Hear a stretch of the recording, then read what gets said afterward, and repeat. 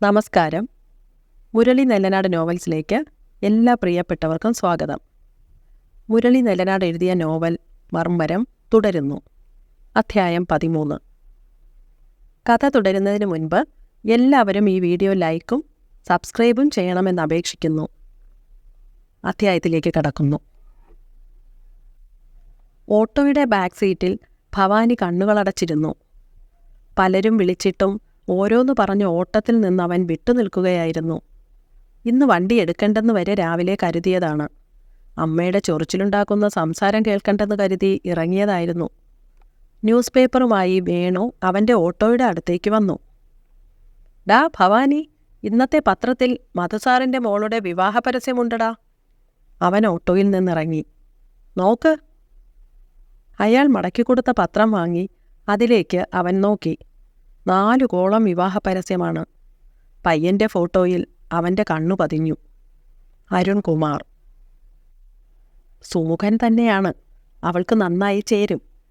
തച്ചോട്ട് മഹേന്ദ്രൻ്റെ മോനാ. അയാൾക്കില്ലാത്ത കച്ചവടമൊന്നുമില്ല. ഉഗ്രൻ ബന്ധമാ മധുസാറിന് കിട്ടിയിരിക്കുന്നത്. ചേരേണ്ടതല്ലേ ചേരൂ. ഭവാനി പത്രം വേണുവിനെ തിരിച്ചേൽപ്പിച്ചു. നീ എത്ര കാലമായി ആ പെണ്ണിൻ്റെ ഓട്ടം പോയതാടാ. എന്നിട്ട് കല്യാണത്തിന് നിന്നെ വിളിച്ചില്ലല്ലോ. ഭവാനി ചിരിച്ചു. വേണുചേട്ടൻ്റെ സംസാരം കേട്ടാ തോന്നും ഞാൻ ഓസിനാ ഓടിയതെന്ന്. പൈസ മാസം തോറും കിട്ടിയതുകൊണ്ട് എനിക്ക് മെച്ചമുണ്ടായി.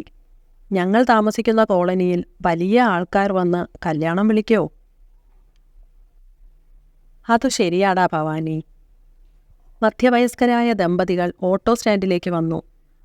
ലോങ് ആണെന്ന് തോന്നുന്നു, വേണു പതുക്കെ പറഞ്ഞു. സീനിയോറിറ്റി നോക്കി അവർ ഭവാനിയുടെ ഓട്ടോയുടെ അടുത്തെത്തി.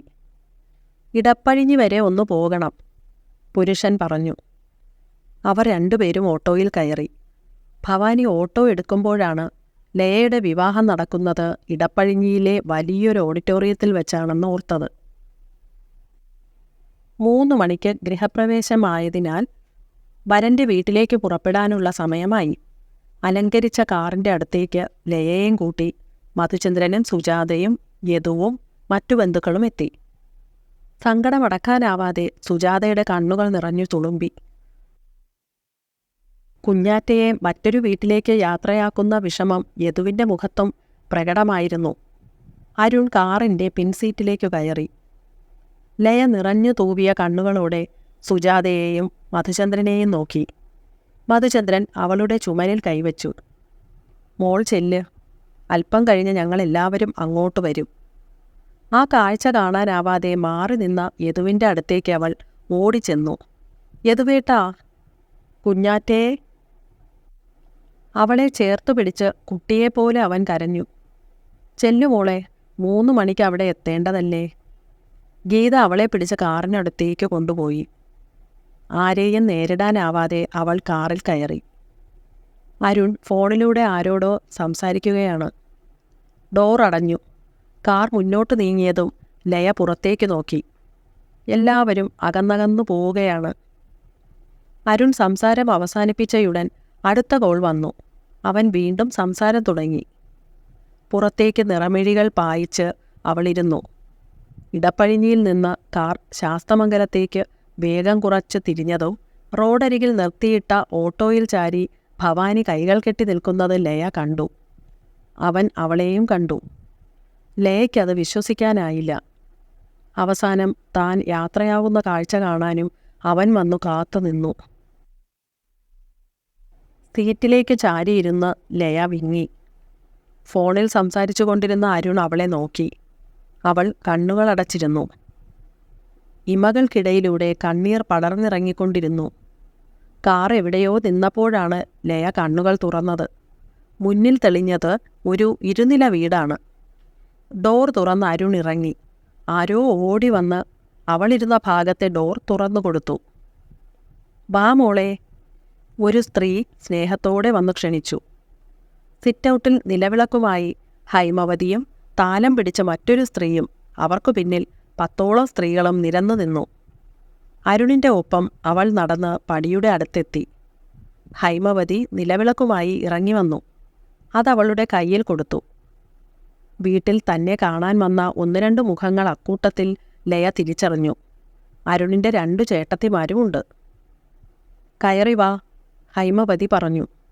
വലതുകാൽ വച്ച് മൂത്ത ചേട്ടത്തി ജലജയാണ് ഓർമ്മിപ്പിച്ചത്. അകത്ത് പ്രവേശിച്ച് പൂജാമുറിയിൽ നിലവിളക്ക് വെച്ച് തൊഴുതു. ആരോ അവളുടെ തോളിൽ പിടിച്ചു. തിരിഞ്ഞു നോക്കിയപ്പോൾ പ്രമീളയാണ്, അരുണിൻ്റെ 2ാമത്തെ ഏട്ടൻ, അശോകൻ്റെ ഭാര്യ. അവൾ പുഞ്ചിരിച്ചു. എന്നെ മനസ്സിലായില്ലേ? ഞാൻ വീട്ടിൽ വന്നിരുന്നു. ലയ മനസ്സിലായെന്ന മട്ടിൽ ചിരിച്ചു. വാ, റൂം കാണിച്ചു തരാം. പ്രമീള ലയയെ മുകളിലേക്ക് കൂട്ടിക്കൊണ്ടുപോയി. ഹോൾ നിറയെ ആളുകളാണ്. അരുണിനെ അവൾ അക്കൂട്ടത്തിൽ കണ്ടില്ല. ഇവിടെ 2 ബെഡ്റൂം മാത്രമേയുള്ളൂ. ഒന്ന് ഞങ്ങളുടേത്, മറ്റേത് അരുണിൻ്റേത്. അച്ഛനും അമ്മയുമൊക്കെ താഴെയാ. വലിയ ഹോളിന് ഇരുവശത്തുമായിരുന്നു ആ മുറികൾ. പ്രമീള അടഞ്ഞുകിടന്ന റൂം തുറക്കാൻ ശ്രമിച്ചു. നടന്നില്ല. അരുണേ! പ്രമീള വാതിലിൽ തട്ടി. തുറക്കാം ചേട്ടത്തി. അകത്തുനിന്ന് അരുണിൻ്റെ സ്വരം കേട്ടു. അവൻ അതിനകം അകത്തു കയറി. അല്പം വെയിറ്റ് ചെയ്യാം. ലയയെ നോക്കി പ്രമീള ഊറിച്ചിരിച്ചു. ആനന്ദേട്ടനും ജലജ ചേച്ചിയും കവടിയാറിലൊരു ഫ്ലാറ്റിലാ. ഞങ്ങളിവിടെ തന്നെയാ, പ്രമീള പറഞ്ഞു. ലയ തലയാട്ടി. വാതിൽ തുറന്ന് ഡ്രസ് ചേഞ്ച് ചെയ്ത് അരുൺ പുറത്തു വന്നു. അവൻ ചുണ്ടുകൾ തുടയ്ക്കുന്നത് കണ്ടപ്പോൾ പ്രമീളയിൽ കള്ളച്ചിരിയുണ്ടായി. നല്ല കക്ഷിയാ, അവളെ പുറത്തു നിർത്തിക്കളഞ്ഞില്ലേ? പ്രമീള ചിരി വിടാതെ പറഞ്ഞു. ഞാൻ അറിഞ്ഞോ ഉടൻ ഇങ്ങോട്ട് വരുമെന്ന്? അരുൺ ലയയെ നോക്കി ചിരിച്ചിട്ട് താഴേക്ക് പോയി. ഡ്രസ്സുകളൊക്കെ ഷെൽഫിലുണ്ട്. ഫ്രഷായി താഴേക്ക് വാ, എല്ലാവരെയും പരിചയപ്പെടുത്തി തരാം. ശരി ചേട്ടത്തി. ലയ റൂമിൽ കയറി വാതിലടച്ചു. വലിയ റൂമായിരുന്നു അത്. ഇനിയുള്ള തൻ്റെ ജീവിതം ഈ വീട്ടിലാണ്. ആഭരണങ്ങൾ അഴിച്ചുവെച്ച് ഡ്രസ് ചേഞ്ച് ചെയ്ത് അവൾ താഴെ വന്നു. പ്രമീള ചെന്ന് അവളെ സ്ത്രീകൾക്കിടയിലേക്ക് കൂട്ടിക്കൊണ്ടുപോയി. 4 മണിയോടെ പയ്യൻ്റെ വീടുകാണൽ ചടങ്ങിന് പെൺവീട്ടുകാർ എത്തി. 30ഓളം പേരുണ്ടായിരുന്നു. അവരെ സ്വീകരിക്കാൻ മുറ്റത്ത് മഹേന്ദ്രനും ആനന്ദും അശോകനും അരുണും ലയയും ബന്ധുക്കളും ഇറങ്ങി വന്നു. സ്ത്രീധനമായി സമ്മാനിക്കുന്ന കാർ ഓടിച്ചാണ് യദുവും സൂരജും സിതാരയും മുറ്റത്തു വന്നിറങ്ങിയത്. യദു കാറിൻ്റെ കീ മധുചന്ദ്രന് കൈമാറി. ഇനി അത് വച്ച് താമസിപ്പിക്കണ്ടെന്നു കരുതി കീയുമായി മധുചന്ദ്രൻ അരുണിൻ്റെ അടുത്ത് ചെന്നു. ഇതാ മോനെ, നിങ്ങൾക്കുള്ളതായി ഈ കാർ. മധുചന്ദ്രൻ സന്തോഷത്തോടെ കീ നീട്ടി. പക്ഷേ അരുൺ വാങ്ങിയില്ല. എല്ലാവരിലും ഒരു ജിജ്ഞാസയുണ്ടായി. സോറി അങ്കിൾ, ഇതുപോലുള്ള കാറുകളിലൊന്നും ഞാൻ ട്രാവൽ ചെയ്യാറില്ല. ലയ പകച്ചുപോയി. സുജാതയിൽ ഒരു ഞെട്ടലാണുണ്ടായത്. വിവാഹം പ്രമാണിച്ച് ഞാനൊരു പുതിയ കാർ വാങ്ങിയിട്ടുണ്ട്. അതാണ് ആ കിടക്കുന്നത്. അവിടെ റെഡ് കളറിൽ ഒരു MG ഹെക്ടർ കിടപ്പുണ്ടായിരുന്നു. അതിൻ്റെ രജിസ്ട്രേഷൻ കഴിഞ്ഞിരുന്നില്ല. മധുചന്ദ്രൻ്റെ മുഖം വിളറി വെളുത്തു. അവൻ താൽപ്പര്യപ്പെട്ട കാർ തന്നെ വാങ്ങിയിരിക്കുന്നു. അങ്കിൾ ഇത് തിരിച്ചെടുത്തോ? ലയയ്ക്ക് ഡ്രൈവിംഗ് അറിയില്ലെന്നാ യദു പറഞ്ഞത്. ആൻറ്റിക്ക് ഷോപ്പിങ്ങിനോ മാർക്കറ്റിലോ പോകാൻ ഉപകാരപ്പെടും. ഇവിടെയുള്ള വണ്ടികൾ ഇടാൻ തന്നെ സ്ഥലമില്ല. അപമാനഭാരത്താൽ മധുചന്ദ്രൻ്റെ ശിരസ് കുനിഞ്ഞു. സുജാത അവിടെ നിന്നുരുകി. പൊതുജന മധ്യത്തിൽ വിവസ്ത്രനായതുപോലെയായി മധുചന്ദ്രൻ. വന്നാട്ടെ, അകത്തേക്ക് വന്നാട്ടെ. മഹേന്ദ്രൻ സന്ദർഭോചിതമായി എല്ലാവരെയും ക്ഷണിച്ചു. മധുചന്ദ്രന് മർമ്മത്തു കിട്ടിയ അടി തന്നെയായിരുന്നു. ആരെയും നേരിടാനുള്ള മനസാന്നിധ്യം അയാൾക്കുണ്ടായില്ല. ഏട്ടന്മാരുടെ മുഖത്തു നോക്കാൻ പോലും കഴിഞ്ഞില്ല. ഇവിടെ നിൽക്കാതെ വരൂന്നേ. മഹേന്ദ്രൻ എല്ലാവരെയും അകത്തേക്ക് ആനയിക്കാൻ ശ്രമിച്ചു. കുറച്ചുപേർ അയാൾക്കൊപ്പം നീങ്ങി. ലയ മധുചന്ദ്രൻ്റെ അടുത്ത് വന്നു. അരുണേട്ടൻ ആ കാർ വേണ്ടെങ്കിൽ നമ്മുടെ വീട്ടിലേക്ക് കൊണ്ടുപോയ്ക്കോ. അതിന് ഇവിടെ ഇടേണ്ടതില്ല, അവൾ പറഞ്ഞു. നമ്മൾ ഏതു കാറാ കൊടുക്കുന്നതെന്ന് മധുവേട്ടന് അരുണിനോട് പറയാമായിരുന്നില്ലേ? എങ്കിൽ ഇങ്ങനെ ഒരു നാണക്കേട് വരുമായിരുന്നോ? സുജാതയ്ക്ക് സങ്കടം വന്നു. അവൻ ആഗ്രഹിക്കുന്ന കാർ വാങ്ങിക്കൊടുക്കാൻ നമുക്ക് കഴിയോ? MG ഹെക്ടറാ അവൻ ആഗ്രഹിച്ചത്. അതിൻ്റെ വില എത്രയാണെന്ന് തനിക്കറിയാഞ്ഞിട്ടാ, അയാൾ പതുക്കെ പറഞ്ഞു. വണ്ടിയുടെ കാര്യത്തിൽ നമ്മൾ എന്തു ചെയ്യുവച്ചാ? അരുൺ കീ വാങ്ങിയതുപോലുമില്ല. തിരികെ കൊണ്ടുപോയാൽ? യദു ഉത്കണ്ഠപ്പെട്ടു. എന്താ വേണ്ടതെന്ന് ഞാൻ പറഞ്ഞു കഴിഞ്ഞു. അച്ഛൻ എനിക്ക് വാക്കു തന്നതല്ലേ. ഞാൻ ഡ്രൈവിംഗ് പഠിക്കുന്നതുവരെ അത് നമ്മുടെ വീട്ടിൽ കിടക്കും. നിങ്ങൾ വന്നേ, എല്ലാവരും ശ്രദ്ധിക്കാം. ലയയ്ക്കൊപ്പം 3 പേരും വീട്ടിലേക്ക് പ്രവേശിച്ചു. തണുപ്പൻ സ്വീകരണമാണ് ഹൈമവതിയിൽ നിന്നുണ്ടായത്. സുജാതയെ അത് വല്ലാതെ വേദനിപ്പിച്ചു. ഇരുന്നിടത്തു നിന്ന് അവർ എഴുന്നേൽക്കുക കൂടി ചെയ്തില്ല. ലയയുടെ കാര്യത്തിൽ പാളിച്ച പറ്റിപ്പോയോ എന്നൊരു ഉത്കണ്ഠ സുജാതയുടെ മനസ്സിൽ വീണു. വിരുന്നിനു പോയവർ പരസ്പരം സംസാരിച്ചു സമയം തള്ളി നീക്കി. സൽക്കാരം കഴിഞ്ഞയുടനെ മധുചന്ദ്രനും ബാഹുലേയനും മഹേന്ദ്രനോട് സംസാരിച്ചു. ഇതൊക്കെ ഒരു ചടങ്ങല്ലേ മഹേന്ദ്ര? കൊണ്ടുവന്നത് തിരിച്ചു കൊണ്ടുപോകുന്നത് ആർക്കായാലും അപമാനം തന്നെയാ. ബാഹുലേയൻ പ്രയാസം രേഖപ്പെടുത്തി. നിങ്ങളൊരു കാര്യം ചെയ്യുക, കീ അവളുടെ കയ്യിൽ കൊടുക്ക്. അവനീ കാർ വേണ്ടെന്നല്ലേയുള്ളൂ, അവൾക്ക് ഉപയോഗിക്കാമല്ലോ. മഹേന്ദ്രൻ നിർദ്ദേശിച്ചു. അശോകൻ അങ്ങോട്ട് വന്നു. എന്താ അച്ഛാ വിഷയം? കാറിൻ്റെ കാര്യമാണോ? അതേടാ, മഹേന്ദ്രൻ പറഞ്ഞു. അവൻ പറയുന്നതൊന്നും കാര്യമാക്കണ്ട. ഹെക്ടർ വാങ്ങിയതിൻ്റെ ഗമയാ. ലയയ്ക്ക് നിങ്ങൾ സമ്മാനിച്ചത് തിരിച്ചു കൊണ്ടുപോകാൻ പാടില്ല. മധുവങ്കൾ അതിൻ്റെ കീ ഇങ്ങു തന്നേക്ക്. വണ്ടി ഇവിടെ കിടക്കും. അശോകൻ ഉറപ്പുകൊടുത്തു. കൈയോടെ അശോകന് മധുചന്ദ്രൻ കീ കൈമാറി. ഇളയതാണെന്നു കരുതി എല്ലാരും കൂടി ലാളിച്ചു വഷളാക്കിയതാ അവനെ. എവിടെ എന്തു പറയണമെന്നൊന്നും അവൻ ഇപ്പോഴും അറിയില്ല.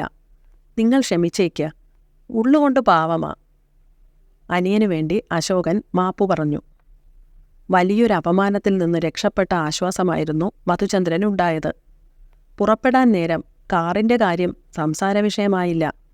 അശോകൻ അരുണിനോട് സംസാരിച്ചെന്ന് മധുചന്ദ്രന് മനസ്സിലായി. പോട്ടെ മോളെ. നിറകണ്ണോടെ സുജാത ലയയുടെ ശിരസ്സു തഴുകി. അവൾ തല ചലിപ്പിക്കുക മാത്രം ചെയ്തു. യദു യാത്ര ചോദിക്കുമ്പോഴും അവൾ ശബ്ദിച്ചില്ല. എന്തെങ്കിലും പറയാൻ വായ തുറന്നാൽ കരഞ്ഞുപോകുമെന്ന് അവൾ ഭയന്നു. എല്ലാവരും യാത്രയായി. മുറ്റത്തിൻ്റെ ഒരു ഭാഗത്ത് കാർ കിടക്കുന്നത് ലയ കണ്ടു. അരുൺ വീട്ടിലേക്ക് കയറിപ്പോകുന്നത് കണ്ട് ഉള്ളിൽ കുമിഞ്ഞുനീറിയ അമർഷം അടക്കി വയ്ക്കാനാവാതെ ലയ പിന്നാലെ ചെന്നു. ഹാളിൽ എല്ലാവരും ഉണ്ടായിരുന്നു. ഞാനീ വണ്ടി തിരിച്ചു കൊടുത്തു വിട്ടേനെ. അവൾ എന്തെങ്കിലും പറയുന്നതിനു മുൻപേ അരുൺ പറഞ്ഞു. അരുണേട്ടൻ ഏതു കാറാ വേണ്ടതെന്ന് അച്ഛനോട് നേരത്തെ പറയാമായിരുന്നില്ലേ? ഇതുപോലെ ആളുകളുടെ മുന്നിൽ വെച്ച് എൻ്റെ അച്ഛനെ അപമാനിക്കണമായിരുന്നോ? ആരും അങ്ങനെ ഒരു പ്രതികരണം പ്രതീക്ഷിച്ചിരുന്നില്ല. എടീ പെണ്ണേ, ഇവിടുന്ന് ആരും സ്ത്രീധനമായി കാറ് വേണമെന്ന് പറഞ്ഞിട്ടില്ല. നീ മാത്രമല്ല ഈ വീട്ടിലേക്ക് മരുമോളായി വന്നത്. എൻ്റെ 2 ആൺമക്കൾ 2 പെൺകുട്ടികളെ കൊണ്ടുവന്നിട്ടുണ്ട്. അവരോട് ചോദിക്ക്, ഞങ്ങൾ എന്തെങ്കിലും ചോദിച്ചു വാങ്ങിച്ചോന്ന്. പിന്നെ മറ്റൊരു വീട്ടിലേക്ക് സ്വന്തം മക്കളെ കെട്ടിച്ചു വിടുമ്പോൾ അവർ അവരുടേതായ അന്തസ്സ് കാണിച്ചു. ഹൈമവതി മുഖത്തടിച്ച പോലെ പറഞ്ഞു. മഹേന്ദ്രനും ആൺമക്കളും ഉൾപ്പെടെ ആരും ശബ്ദിച്ചില്ല. നിന്റെ അച്ഛന് വല്ല അപമാനവും വന്നെങ്കിൽ അത് അയാളുടെ പ്രവൃത്തിദോഷം. അവൻ്റെ നിലയും വിലയും വച്ച് അവന് കൊണ്ടു നടക്കാൻ യോഗ്യതയുള്ള വാഹനമല്ലേ കൊടുക്കേണ്ടത്? അതെന്താ നിന്റെ അച്ഛൻ മനസ്സിലാക്കാതെ പോയി? ഞങ്ങൾ ഒന്നും ആവശ്യപ്പെടാത്ത നിലയ്ക്ക് നിന്റെ വീട്ടുകാരാ ഞങ്ങളെ നാണം കെടുത്തിയത്. അതിനല്ലേ പെട്ടിയോട്ടോ പോലൊരു കാർ അണിയിച്ചൊരുക്കി ഓഡിറ്റോറിയത്തിന് മുന്നിൽ കൊണ്ടിട്ടത്. അതൊന്നും വേണ്ടായിരുന്നല്ലോ, ഹൈമവതി പരിഹസിച്ചു. വന്നു കയറിയ ദിവസം തന്നെ എല്ലാവരുടെ മുന്നിലും ഒറ്റപ്പെട്ടവളായി ലയ നിന്നു. എങ്കിലും അവളും വിട്ടുകൊടുത്തില്ല. ഇവിടെ ആരും അറിയാതെ അച്ഛൻ ചെയ്തതല്ലല്ലോ, കാറിൻ്റെ കാര്യം പറഞ്ഞതല്ലേ. അരുൺ മുന്നോട്ട് വന്നു. നീ എന്താടി ഞങ്ങളെ മണ്ടന്മാരാക്കുകയാണോ? ലയ നടുങ്ങിപ്പോയി. എടി എന്ന സംബോധന അവൾ തീരെ പ്രതീക്ഷിച്ചിരുന്നില്ല. നിന്റെ അച്ഛൻ ഒരു കാറിൻ്റെ കാര്യം പറഞ്ഞപ്പോൾ എനിക്കിങ്ങനെ ഒരു വണ്ടി വേണ്ടെന്ന് പറഞ്ഞതല്ലേ. ഇതുപോയൊരു വണ്ടിയായിരുന്നെങ്കിൽ എനിക്കെന്നേ വാങ്ങാമായിരുന്നു. നിന്റെ അച്ഛന് വേണ്ടത് കാറ് സ്ത്രീധനം കൊടുത്തെന്ന് മറ്റുള്ളവരെ കൊണ്ട് പറയിപ്പിക്കുകയായിരുന്നു. അല്ലാതെ അത് കൊണ്ടു നടക്കുന്നവൻ്റെ സൗകര്യമല്ല നോക്കേണ്ടിയിരുന്നത്. വേണ്ടെന്ന് പറഞ്ഞ കാർ കെട്ടിവലിച്ച് കൊണ്ടുവന്നാൽ പിന്നെ ഞാനെന്തു പറയണം? വല്യേട്ടൻ പറ, ഞാൻ പറഞ്ഞതിൽ തെറ്റുണ്ടോ? അരുൺ സെറ്റിയിലിരുന്ന ആനന്ദിനെ നോക്കി. മൂത്ത മകൻ്റെ അഭിപ്രായത്തിനായി എല്ലാവരും ചെവിയോർത്തു. അവൻ ഈ വണ്ടി വേണ്ടെന്ന് പറഞ്ഞിട്ടും അതുതന്നെ വാങ്ങിയത് ശരിയല്ല. ആനന്ദ് അനിയനെ ന്യായീകരിച്ചു. അച്ഛനോട് ആര് പറഞ്ഞെന്നാ? വിശ്വസിക്കാനാവാതെ ലയ ചോദിച്ചു. ഞാൻ ശങ്കരേട്ടനെ വിളിച്ചു പറഞ്ഞു. രാത്രി മധുചന്ദ്രൻ എന്നെ വിളിക്കുകയും ചെയ്തു. അരുൺ ആഗ്രഹിച്ച വണ്ടിയുടെ കാര്യം നടക്കില്ലെന്ന് മധു എന്നോട് പറഞ്ഞു. ഞങ്ങളൊന്നും ആവശ്യപ്പെട്ടിട്ടില്ലെന്ന് ഞാനും പറഞ്ഞു. മഹേന്ദ്രൻ വിശദമാക്കി കൊടുത്തു. ഒരക്ഷരം പോലും അതേപ്പറ്റി അച്ഛൻ പറഞ്ഞിരുന്നില്ലെന്ന് ലയ ഓർത്തു. ഇഷ്ടമല്ലാത്ത ഒന്ന് അടിച്ചേൽപ്പിക്കാൻ ശ്രമിച്ചപ്പോൾ അവൻ അതിൻ്റെ ചുരുക്ക് കാണിച്ചു. അത്രയേ ഉള്ളൂ. ഇനി അതേപ്പറ്റി സംസാരം വേണ്ട. 6 മണിക്കാ റിസപ്ഷൻ പറഞ്ഞിരിക്കുന്നത്. അങ്ങോട്ട് പോകാൻ എല്ലാവരും ചെന്ന് റെഡിയായേ. പോയേ. മഹേന്ദ്രൻ സഭ പിരിച്ചുവിട്ടു. ലയ വേഗം മുകളിലേക്ക് പോയി.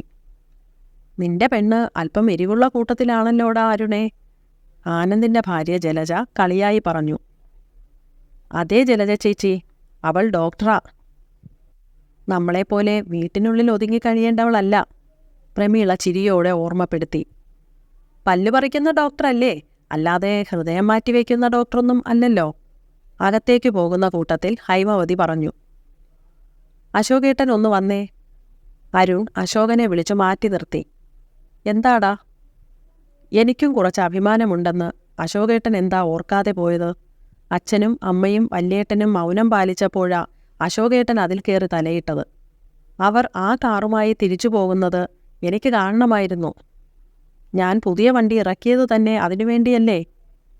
അശോകൻ അരുണിൻ്റെ ചുമലിൽ തട്ടി. എടാ മണ്ടാ, 15 ലക്ഷത്തിൻ്റെ കാറിൽ തീരുന്നതല്ല ഭാര്യ വീട്ടുകാരുമായുള്ള ബന്ധം. നിനക്ക് ആവേശം കുറച്ച് കൂടുതലാ. എന്നോട് കീ വാങ്ങാൻ പറഞ്ഞത് വല്യേട്ടനാ. അരുൺ മനസ്സിലാവാത്ത മട്ടിൽ അശോകനെ നോക്കി. അവൾക്കൊരു മുഷിച്ചില് വരുത്താതെ നീ ശ്രദ്ധിച്ചോണ്ടാ മതി. ഒറ്റ മോളാണെന്ന് അറിഞ്ഞിട്ടല്ലേടാ ഈ വിവാഹത്തിന് നമ്മൾ ഉത്സാഹം കാണിച്ചത് തന്നെ. ആ കാർ തിരിച്ചു കൊടുത്ത് വിട്ടാൽ അതോടെ എല്ലാം തീരില്ലേ? അവരെ കൊണ്ട് നിനക്ക് എന്തെങ്കിലും ഗുണം പിന്നെ ഉണ്ടാവുമോ? അരുൺ മിണ്ടാതെ നിന്നു. കാറിൻ്റെ കാര്യമോർത്ത് നീ വിഷമിക്കണ്ട, അത് ഞാൻ യൂസ് ചെയ്തോളാം. ഒരു പുതിയ വണ്ടി വാങ്ങാൻ കുറച്ചു മാസങ്ങളായി പ്രമീള നിർബന്ധിക്കാം. അതെൻ്റെ കയ്യിലിരിക്കട്ടടാ. അശോകൻ ഭംഗിയായി ഒന്ന് ചിരിച്ചു. അശോകേട്ടൻ എന്തു വേണോ ആയിക്കോ, ഞാനതിൽ കൈകൊണ്ട് തൊടില്ല. അതെൻ്റെ വാശിയാ. അരുൺ അവിടെ നിന്ന് പോയി. കൈക്കുള്ളിൽ ഒതുക്കിപ്പിടിച്ച കീയിലേക്ക് അശോകൻ നോക്കി ചിരിച്ചു. അടുത്ത ലക്കത്തിൽ തുടർന്നു കേൾക്കാം. ദയവായി എല്ലാവരും ഈ ചാനൽ സബ്സ്ക്രൈബും ലൈക്കും ചെയ്യണമെന്ന് അപേക്ഷിക്കുന്നു. മുരളി നെല്ലനാട് നോവൽസിന് വേണ്ടി പ്രവീണ.